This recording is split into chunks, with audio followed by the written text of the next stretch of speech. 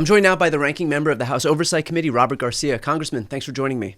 Yeah, happy to be here. So you've got some breaking news here as it relates to a subpoena for the Epstein files. Can you explain what just happened in committee?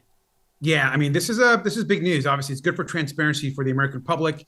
James Comer just put out the subpoena today that is actually going to get the subpoena files to Congress and to the Oversight Committee. This, of course, is because a couple of weeks ago, Democrats forced a vote in a subcommittee of the Oversight Committee where we got a couple of Republicans to join all the Democrats on the committee to actually make that motion to release those files. And so we've been waiting for Comer to get the subpoena out. Of course, Republicans didn't want to do this, but we forced that vote. And now the subpoena is out. It's the full files, any documents, anything that the DOJ has, we are now going to be in possession of. The request has been in the next 2 weeks, so we hope that DOJ complies with that timeline. What is the timeline here? How long do they have to wait? Because we've seen that every chance they have to actually put forward these delay tactics, they will. Right. I mean, obviously, it's in the DOJ's court right now. We've requested the files in 2 weeks. And so either we're going to get those files or they're going to try to stall in some way. And so we're going to push back on that, of course. What is Donald Trump hiding? He should want to get all these files out. He campaigned on it. Apparently, they're sitting on Pam Bondi's desk. Like, let's get these files over to Congress. There's been a bipartisan subpoena. Let's stop with the lies. Let's stop with the cover up. Let's stop protecting all these powerful people that harmed clearly women and young girls. And let's get the truth out there. Congressman, how confident are you that the files that you would get are even the full tranche of files? I mean, like, to suggest that everything that comes is going to be exactly as it was in the initial files is to basically say that you believe Donald Trump, Pam Bondi, Kash Patel, and Dan Bongino are actually responsible stewards of this stuff.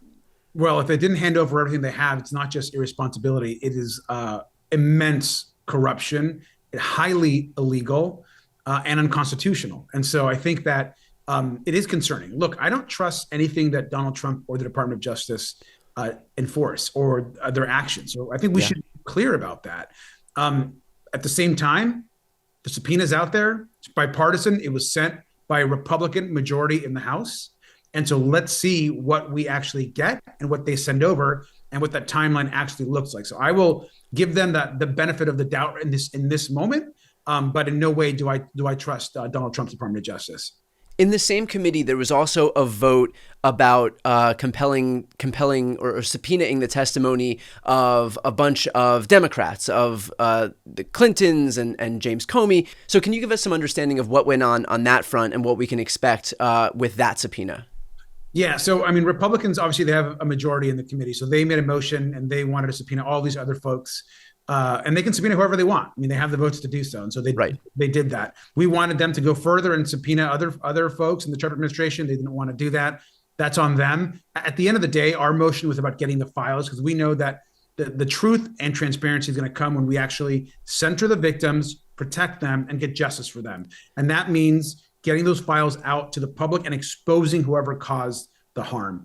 This isn't going away. And I think that, Republicans and Mike Johnson and other folks continue to trying to hide what's happening here. This is only going to snowball, as we know. And so it's in their best interest to get this to the public, to us, and for us to go ahead and release. And look, the release is about centering the victims and getting justice for them. That's what this has to be about.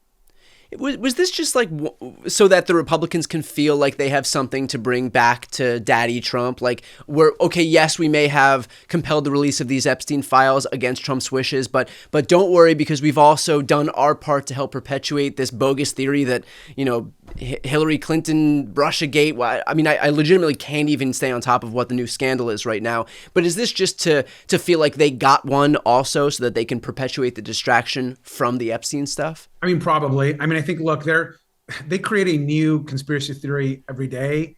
And obviously they're trying to create a new one with the Clintons as it relates to Russia and all these other just bizarre accusations that they like to make. So yes, I'm sure a lot of it is about just creating smoke and mirrors, but they're also trying to hide the fact and dismiss the fact that the scandal here is the cover up at the White House around the Epstein files. And that's, I think, where the focus needs to be.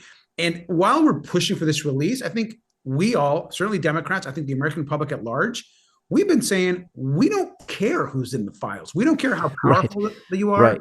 what political party that you were in. Right. Or if they're Democrats, like, we don't care. We're not here to, like, there is no cult of personality here. If it's Democrats that are impacted or Republicans, who cares? Right. If you did harm and you're abusing and causing violence and trafficking, then you need to be exposed. And I think all of us should be united around that. Okay, so aside from compelling the release of the Epstein files and this subsequent vote so that Trump could feel like he got one too, there was also the impending matter of being able to subpoena testimony from Ghislaine Maxwell herself, and that deposition was going to take place on August 11th. There was an update as far as James Comer was concerned. Can you explain what happened with him? Yeah, so there's a couple things, pieces of this. I mean, one, there is, of course, this deposition that we're seeking for Ghislaine Maxwell. That's a piece of it. That was done through the Oversight Committee. Ghislaine Maxwell is working with James Comer. Essentially, that deposition has been postponed until after her Supreme Court appeal. We oppose that. Now, they did agree with us as Democrats that they wouldn't get the questions in advance. She wouldn't get immunity. But the postponing of the deposition is concerning. The second piece of this, which is happening in real time, is we also know that Ghislaine Maxwell then, of course, meets with Donald Trump's Department of Justice. And not only her Department of Justice, Donald Trump's former attorney, right? Todd Blanche used to be his personal lawyer to Donald Trump. And she's meeting on the side with him, and now that testimony might get released. But all of this honestly is really concerning because Donald Trump injecting himself. She wants a pardon. She wants a reduced sentence. Republicans want to protect Donald Trump. And so she is not a trustworthy person. She's a convicted sex trafficker. And we've got to remember that, so that all this information that she puts out has to be viewed in a way that's very, very skeptical, and knowing that she's someone that is not a good person and her best interests are not the victims. What benefit does she derive by virtue of waiting for the Supreme Court to weigh in? Well, she wants the Supreme Court to essentially to reduce her sentencing. And so that's, for her, that's key. She didn't want anything to get in the way of her trying to get out of prison. And now, of course, she's been moved. I mean, Trump's Department of Justice clearly was involved in moving her and encouraging the Federal Bureau of Prisons to some less a place that's essentially less secure, where she has much more movement, where she is much more comfortable. I mean, that is not right. That is not a way of holding the truth about what she did and harming these young women and girls. From the outside, it very much looks like if you're getting preferential treatment, it's a reward for something. I mean, am I off base to think that if you're moved from a higher security prison where she was in Florida to a low security prison where she is now in Texas, that it doesn't just, I mean, this stuff doesn't just happen in a vacuum, right? And so am I off base to think that could very well be the reward for something perhaps that she discussed with Todd Blanche? Well, I mean, I think that's the concern. I think the fact that she's getting a cushier essentially a prison and place to spend her time is concerning. And look, we don't know what happened in that room. We don't know what she's been promised. We don't know what she has said. But what I do know is that she's not trustworthy and not a good person and should not have been moved. And so all of this is continuing to snowball. And there's a lot of information out there. It's complex and complicated. But we just have to remember one thing, which is Donald Trump campaigned on releasing the Epstein files. He has now decided not to do so, and instead is trying to take our attention into different places. We're not going to let up. The subpoena is out. Donald Trump, we know, is also in the files per the Department of Justice and reporting that, Pam Bondi has told him, hey, you are in these files, but we don't know what that looks like. So we got to get the truth out. And finally, what would your message to Trump supporters be out there who staked a lot of their support for the guy on the fact that he said he would be the one to expose, this tranche of deep state elites who are able to act with impunity even when they commit the most heinous of crimes. And now, far from keeping true to his own word, he's actually entrenching the very system that he promised to fight against. I mean, I would say to the Trump supporters that he's betrayed you. I mean, Donald Trump has betrayed you. I mean, he's lied to you about Medicaid. He's taken away health care. He's lied to you about supporting working people. He's given away your money to the very rich. He told you he was going to release the Epstein files, and he's lying to you about that as well. He has betrayed his base, and I think his base, a lot of them understand that. And so they're also out there and they're causing hell to their own members of Congress and Republican districts. And we're going to keep fighting and ensure that these files get released to the public.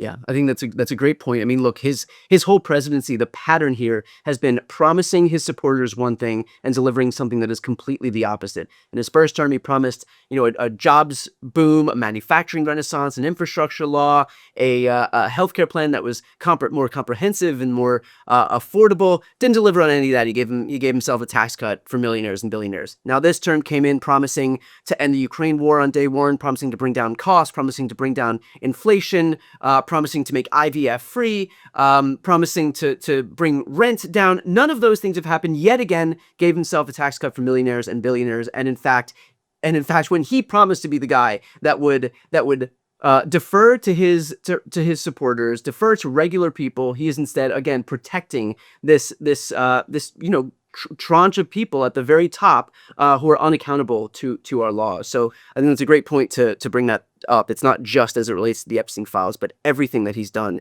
in his presidency. So with that said, I appreciate your time today. Thanks for continuing to fight this fight and looking forward to seeing what happens when it comes time to actually release these files. Congressman, thanks so much.